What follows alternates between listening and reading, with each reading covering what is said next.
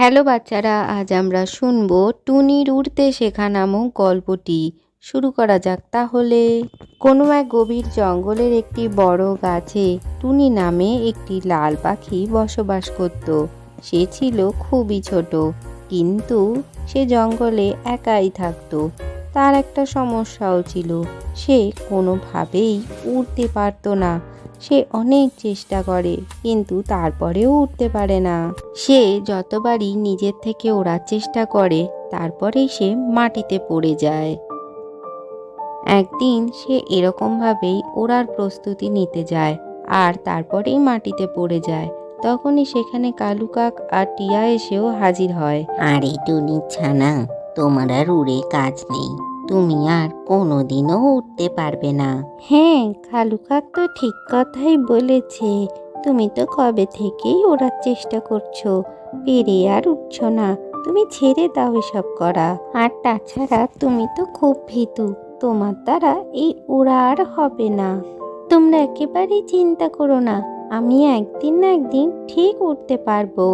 কালু কাক আর টিয়ার কথায় টুনি খুব দুঃখ পায়। তারপরেও সে রাত্রিবেলাও চেষ্টা করে ওড়বার। পরদিন আবার টুনি ওড়ার চেষ্টা করতে থাকে, কিন্তু এবারও সে মাটিতে পড়ে যায়, আর নীল পাখি তা লক্ষ্য করে। আমি সকলের কাছেই শুনেছি তুমি নাকি উড়তে পারো না, তা দেখতেই এসেছিলাম। সত্যিই তুমি উঠতে পারো না, তোমার এই চেষ্টা আর না করাই ভালো। এই কথা বলে নীল পাখি সেখান থেকে উড়ে চলে যায়। উড়তে না পারার জন্য লাল পাখি মন খারাপ করে বসে থাকলে সেখানে সবুজ টিয়া এসে হাজির হয়, আর তাকে টিয়া বলতে থাকে, তুমি অন্য পাখিদের কথায় কান দিও না টুনি। তুমি তোমার মতো করে চেষ্টা করে যাও। আমি দেখেছি তুমি অনেক চেষ্টা করছো ওড়বার। তুমি নিশ্চয়ই একদিন সফল হবে। তুমি তোমার চেষ্টা কিন্তু একেবারেই থামিও না। টিয়ার কথা মতো লালটুনি পাখি আবার চেষ্টা করতে থাকে। এবার সে একটু একটু করে ভালোই উঠতে পারে, তবে আবারও সে মাটিতে পড়ে যায়।